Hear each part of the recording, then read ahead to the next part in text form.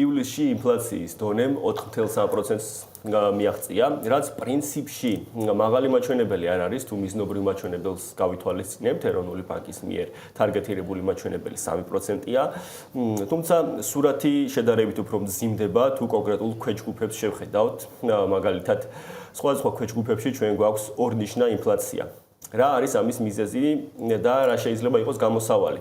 ნიკოლოზ ალავიძე, ეკონომიკის მინისტრის ყოფილი მოადგილე გვერდდება თემაზე სასაუბროთ პირდაპირ ეთერში. ბატონო ნიკოლოზ, ძალიან დიდი მადლობა თქვენი დროისთვის. მადლობა მოწვევისთვის კიდევ ერთხელ. როგორც დასაწყისში ვახსენეთ, ინფლაციის მაჩვენებელი ივლისში 4.3%-მდე განისაზღვრა, თუმცა შედარებით რთული მდგომარეობა გვაქვს სხვადასხვა ქვეჯგუფებში, მაგალითად, სურსათისა და უალკოჰოლოს ასმელების ჯგუფში, რომლის წილის ერთ-ერთი ყველაზე მაღალი არის სამომხმარებლო კალათაში, ორნიშნა მაჩვენებელს აღწევს. რა არის ამისი მიზეზი და რატომ გვაქვს ამხელა ფასების ზრდა საკმაოდ მოწყვლად ქვეჯგუფში? კიდევ და კიდევ ისევ და ისევ ეს ამის მთავარი მიზეზი და მთავარი ასე თქვა ახსნა არის იმ სტრუქტურის დამსახურება ბჭყალებში ეკონომიკის მდგენელის, რომელიც ჩვენს ქვეყანაშია, რომელიც ბევრჯერ თქვა, ბევრჯერ ვსაუბრობთ, ერთი შეხედვით ძალიან მყარია ჩვენი ეკონომიკა, ფისკალური თუ მონეტარული თუ ასე შემდეგ, მდგომარეობა, ფუნდამენტური პარამეტრები იდეალური, ორმაგი ან ორმაგთან მიახლოებული ეკონომიკური ზრდა დედამიწაზე ყველაზე მაგარი და ასე შემდეგ, მაგრამ დგებით მეორე რადიკალური მოცემულობის ქვეშ, რომ რეალურად არ იგრძნობა ეს ყველაფერი ამ ქვეყანაზე, ამ 3.5 მილიონი ამ პატარა განვითარებადი ეკონომიკის ქვეყანაზე, რომელიც რაღაცა ისე არ ხუხს როგორც წვიმს თუ პირიქით, ხო, ისე არ წვიმს როგორც ხუხს, ხო? ამაშია. რეალურად ეს ყველაფერი ისევ და ისევ დაკავშირებულია ჩვენი მოწყვლადი მთლიანად ეკონომიკის სტრუქტურაზე, რომელიც ჩემი სიტყვები არ არის ეს, მსოფლიო ბანკის და საერთაშორისო სავალუტო ფონდის დასკვნებიდან არის ძალიან ნეგატიურად სტრუქტურირებული, ძალიან აწყობილი არასამართლიან გადანაწილებაზე, პირდაპირ ამ სიტყვებით არის მათ ანგარიშებში მოცემული და ინკლუზიურობის ხარისხი არის კრიტიკულად დაბალი. რას ნიშნავს ეს? ის, რომ ჩვენი ეკონომიკა და ჩვენს ეკონომიკური აქტივობა და ეს ჩვენი ბიუჯეტი იქნება თუ მთლიანი შიდა პროდუქტი თუ ეს მდგენელი, რომელიც დაახლოებით 28-29 მილიარდი დოლარის ეკვივალენტია, ანუ 80 მილიარდ ლარამდე არის, გადანაწილებული არის რა თქმა უნდა შემოსავლზე, მაგრამ ეს დოვლათი, რომელიც ეკონომიკა მთლიანად ქვეყნის განვითარებას უნდა ხმარდებოდეს, არ არის თანაბრად და სწორად გადანაწილებული ამ ყველაფერზე. ერთის მხრივ ჩვენი ეკონომიკა არის დამოკიდებული და არის ძირითადად მოხმარებაზე ორიენტირებული, ჩვენ მოვიხმართ, ვიდრე ჩვენ ვქმნით, ანუ ეკონომიკური ზრდის მაჩვენებლის დიდი ნაწილიც გამომდინარეობს ამ მოხმარებიდან. ბოლო წელს რადიკალურად და მნიშვნელოვნად გაზრდილი სახელმწიფო ბიუროკრატიაში დაკავებული დასაქმებული ძალიან დაბალ ეფექტური და დაბალ ეფექტიანი კადრებიდან გამომდინარე არ ქმნიან რეალურად ღირებულებას, თუმცა ჩვენ ვაკვირდებით როგორ იზრდება თუნდაც ბჭყალებში დასაქმებულთა რაოდენობა ამ ბიუროკრატიაში და მეორე მხრივ ისეთი დასაქმებულების რაოდენობა ასეულობით და ეს ასეულობით არის საუბარი 500-დან მაღლა უფრო მილიარდისკენ წასული თანხაში ისეთ დასაქმებულებში, რომლებიც რეალურად არ ქმნიან არანაირ დოვლათს, არიან მომხმარებლები. ეს მოხმარება არის ზუსტად წყარო ამის დაფინანსების, არის ეს ბიუჯეტი, რომელიც, რა ვიცი, რაღაცით სასწავლების ძალით ივსება. რაც შეეხება აი დეტალებში ჩავიდეთ ინფლაციის უკვე მონაცემში. კი, თითქოს ეს მიზნობრივ დაგეგმილ ზღვართან ახლოს არის, 3 არის დაგეგმილი მიზნობრივი ზღვარი 3% და 4 რაღაცა თითქოს არაფერია, მაგრამ სიღრმეებში ჩავდივართ და ეშმაკი დეტალებშია, ბჭყალებში არის ის, რომ ყველაზე დიდი ნაწილი და ძალიან დიდი მოცემულობა ამ ციფრების ინფლაციური ნაკადების ორნიშნა ახსნა და ორნიშნასაც ხაზი უნდა გაუსვათ ისეთ ჯგუფებში, რომელიც ძალიან მაღალი მოთხოვნაზეა და რეალურად ყველა სჭირდება ეკონომიკურად შესაძლებლობა აქვს თუ არა აქვს ადამიანს საჭიროებიდან გამომდინარე 10, 25, 30%-მდე არის ინფლაციის მაჩვენებელიც. ეს დამოკიდებულია რაზე? პირველ რიგში ეს პროდუქტობრივი, ასე ვთქვათ, თუ შეიძლება უწოდოთ ჯგუფის მონაცემები, სადაც გადასახადი ზედმეტი ფულის დახარჯვა უწევს, ვიდრე ის შემოსავალს იღებს და იგივე პროდუქტში, მაგალითად, ამ წყალში, რომელიც აუცილებელია პირობითად, ჩვენ არ გვესდება კიდევ კარგი ჯერჯერობით კომუნალური გადასახადები და ამ ნაწილში ესეც არიზდება, ხო, ენერგეტიკაზე, ანუ ელექტროენერგიაზე, გაზზე და წყალზე, წყლის გადასახადზე ჯერჯერობით დიდი სხვაობა არ გქონია და ეს თამაშობს, მაგრამ ის დიდი ნაწილი სამომხმარებლო კალათაც რაც შეადგენს, რაც ადამიანებისთვის აუცილებელია, რომ მათ მიიღონ ეს პროდუქტი, ეს იქნება ყვების პროდუქტები თუ მასთან დაკავშირებული, თამაშობს ძალიან დიდ როლს. ნიკოლოზ, აი ამ ნაწილში მინდა ჩაგეკითხოთ. ჩვენ ხშირად გვესმის და მინდა რომ ჩვენი მაყურებლისთვის გასაგებად განვარტოთ ეს ყველაფერი. ჩვენ ხშირად გვესმის, რომ მოსახლეობა ფასების ზრდას უფრო მტკივნეულად აღიქვამს, ვიდრე ეს შესაძლებელია ჩანდეს ოფიციალურ მონაცემებში. ამის მთავარი მიზეზი ხომ არ არის ის, რომ მაგალითად იგივე ჩვენ სურსათისა და ალკოჰოლის სასმელების ქვეჯგუფი ვახსენეთ, სადაც გვაქვს ორნიშნა ინფლაცია. გვაქვს ჩანდაცვის ჯგუფი, რომელიც ასევე ძალიან მოწყვლადია და აქ გვაქვს ორნიშნასთან მიახლოებული 9%-ზე მაღალი ინფლაცია. ეს არის ქვეჯგუფები, რომლებიც ყველაზე მოწყვლადი ფენებისთვის არის აუცილებელი და რომელთა წილით სამომხმარებლო კალათაში არის ყველაზე მაღალი. ეს ხომ არ არის იმისი საფუძველი სწორედაც, რომ მოსახლეობა გაცილებით უფრო მტკივნეულად გრძნობს ფასების ზრდას ზოგადად და ინფლაციურ პროცესებს, ვიდრე ამას ხედავთ მონაცემებში. კი, რა თქმა უნდა, პირდაპირ ზუსტად ზუსტად ეს ინდიკატორია მთავარი ამ ყველაფრის, რომ მოსახლეობის დიდი უმეტესი ნაწილი, ანუ ფაქტიურად აბსოლუტური უმრავლესობა გრძნობს გაცილებით უფრო მტკივნეულად, იმიტომ რომ მათ ხარჯზე იქნება ეს 10 და 25%-იანი ინფლაცია. ეს რას ნიშნავს? ანუ იგივე მედიკამენტი, რომელიც რაღაცა ღირდა პირობითად 1 ტუგრიკი, ახლა ღირს 1 ტუგრიკი და 10 თეთრი პირობითად, ну ან 10 რაღაცა ქვეტუგრიკი პირობითად რო ვთქვა, ანუ ეს იმას ნიშნავს, რომ ის ძალიან დიდი ნაწილი ჩვენი მოსახლეობის, ანუ რომელიც ამ სიტყვაზე პენსიონერები ხო, ანუ ვისაც უწევს, უნდა არ უნდა მათი ცხოვრების რიტმის შესანარჩუნებლად რაღაცა კონკრეტული მოცულობის მედიკამენტების შეძენა, რომ დაარეგულირონ უბრალოდ წნევა ან რაღაცა დავანებოთ თავი ამბულატორიას. ეს ძალიან კმაოდ დიდი ვრცელი თემა და ვეცდები ძალიან მოკეთქვათ, იმიტომ აქაც ძალიან დიდი ჭყალებში კორუფციის ნიშნებია, რომელიც უამრავი ჟურნალისტური გამოძიებით არის, მე არაფერს არ ვიგონებ ან არავის არ ვაბრალებ, მე უბრალოდ იმ საჯარო ხელმისაწვდომი ინფორმაციას დაყრდნობით საუბრობ, რაც არის. ჩვენი ანუ ეს სამომხმარებლო დონიდან რო ვთქვა, ჯერ მომხმარებლის დონიდან ის იქნება პენსიონერი თუ ჩვენ რაღაცა მედიკამენტური დახმარება, რაც გჭირდება ჩვენი ორგანიზმისთვის, ჩვენ ამაში ვიხდით უკვე 10%-ით მეც. მაგრამ ეს არის ერთი შეხედვით პატარა წილი იმ თლიან დიდ კალათში, რომელიც არის ქართული ჯანდაცვის სისტემა. ჩვენ ვიცით, რომ სახელმწიფო ძალიან აქტიურად არის აქ ჩართული და ჩვენ გვესმოდა კოვიდიდან და კოვიდამდეც და კოვიდის შემდეგაც მოყოლებული სულ რაღაცა ბჭყალებში დიდი რეფორმები და ვიცით საყოველთაო ჯანდაცვა ბლა ბლა ბლა ბლა და ასე შემდეგ, სადაც ასევე სახელმწიფო ბიუჯეტი არის თავარი დონორი ამ სერვისების. ეს არის გარანტირებული ხარჯი სახელმწიფო ბიუჯეტიდან, რომელიც ჩვენ შეგვიძლია პირდაპირ აი ეს დიდი მუხლი ავიღოთ და ვთქვათ, რომ აი ეს დიდი მუხლი, რომელიც იყო პირობითად რაღაც X მილიონი თუ მილიარდი ლარი ამ ინფლაციის ხარჯზე მინიმუმ 9%-ით გაიზარდა. ეს ნიშნავს, რომ X მილიარდი ლარი უნდა გავამრავლოთ იმ 9%-ზე და ის საშუალო მდგენელი, რომელსაც მივიღებთ, ის არის ზუსტად ის დამატებითი წნეხი თითოეულ მოსახლეზე, რომელიც არის. ამის შიგნით უკვე იმ თანხების იმ X მილიარდი ლარის მართვა რამდენად ეფექტურად, რამდენად ხარისხიანი ჯანდაცვის მიწოდებით ხდება და ასე შემდეგ უკვე სხვა საკითხია და სხვა გამოძიების და სხვა კომპეტენციის თემაა, მაგრამ ჩვენ ძალიან მარტივად შეგვიძლია ვთქვათ, რომ ეს არის ძალიან არასწორი, არაეფექტური, არაეფექტიანი და ძალიან დიდი კითხვების ქვეშ ყოფი მართვის ნაწილი.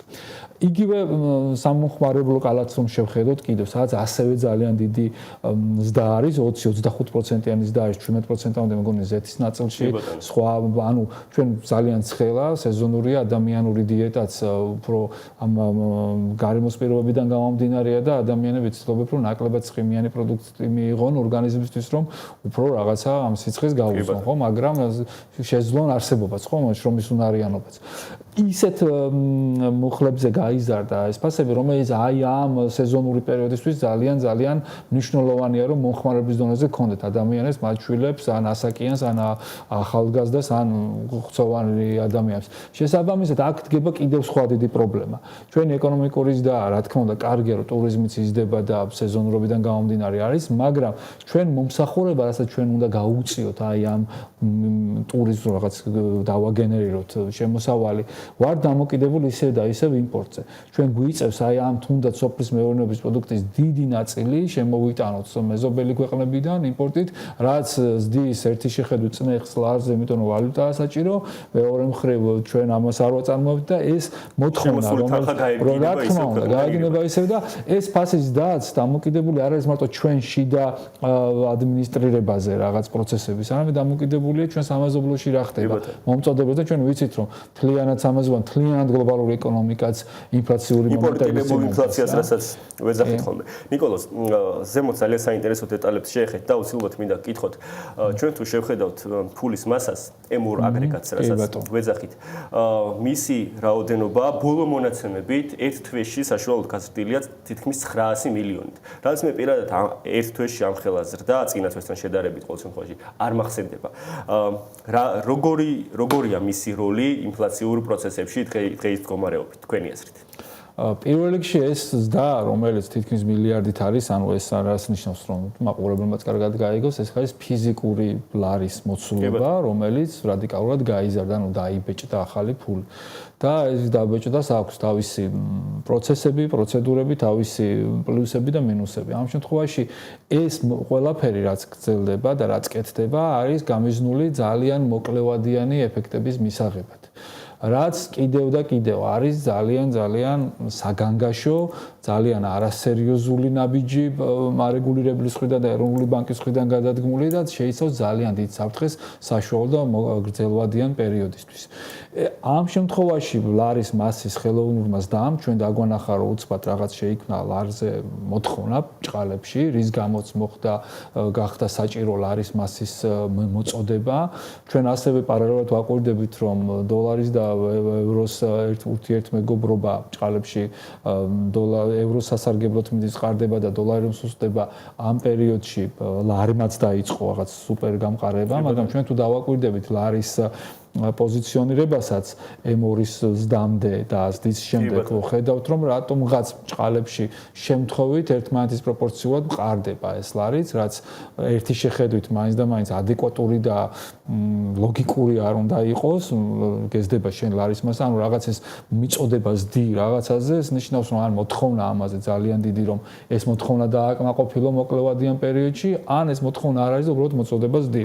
ამ შემთხვევაში ლოგიკურია ის, რომ ლარზე მოთხოვნა გაზრდილია, იმ მხრივ რომ სეზონური პერიოდია, ტურიზმია, რაღაცა შემოვიდა, უფრო მეტი ადგილზე დახარჯვა ჭირდება, ჩვენ ვიცით, რომ ჩვენს ქვეყანაში ერთადერთი საანგარიშტორებო ვალუტა ქართული ლარია, იგივე ნახეთ 1 აგვისტოდან შევიდა ძალაში სესხების და კრედიტების ნაწილში 750,000 ლარამდე უკვე ნებისმიერ სესხებელს არ აქვს შესაძლებლობა, რომ თანხა თუ შემოსავალი დოლარში არ აქვს, ეს ძალიან მწირია ესეთი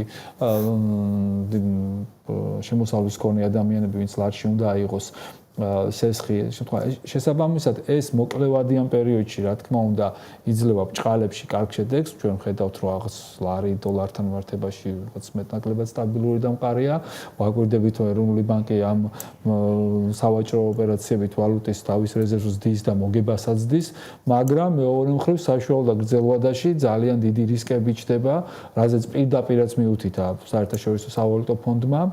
ვიცით ჩვენ რომ ეს მოგების განაწილების წესზე გაწია რეკომენდაცია ეროვნული ბანკისთვის სახელმწიფოს ბიუჯეტის დახმარებისთვის, იმიტომ ეს არის ზუსტად ის მოლოდინი, რომლითაც ეს ორი ინსტიტუცია ცდილობს ყოველ შემთხვევაში ფიქრობს და უკვე შეგვიძლია თამამად თქვათ აი ამ რეკომენდაციების დასკვნით, რომ ეს ფიქრი ხმამაღლა მოუწიათ მათ და ბიუჯეტის მეორე ნახევარი ის უფრო მიუახლოვდებით დასასრულს, წლის დასასრულს უფრო გამძაფრდება ეს პრობლემები, მაგრამ ჩვენ არ გვიხსენებია ის შეჩერებული საერთაშორისო ნაკადები კაპიტალის შემოდინების, რომელიც მნიშვნელოვანია და თანაბარ პროპორციულ როლს თამაშობს ინფლაციური მომენტების ჩამოყალიბებაშიც, ეკონომიკის ჩამოყალიბებაშიც და თანაბრად ნაწილდება ყველაზე, ვისაც ესმის ეს ტერმინები და ეს პროცესები თუ არ ესმის, ყველა მოხმარებელს. კი ბატონო, ნიკოლოზ, ბოლოსკენ მივდივართ და უცილებლად მინდა გკითხოთ მოლოდინებთან დაკავშირებით, ჩვენი ეკონომიკურობა სეზონურობით რომ ხასიათდება, ეს უცხო არავისთვის არ არის და სწორედაც ზაფხულის სეზონი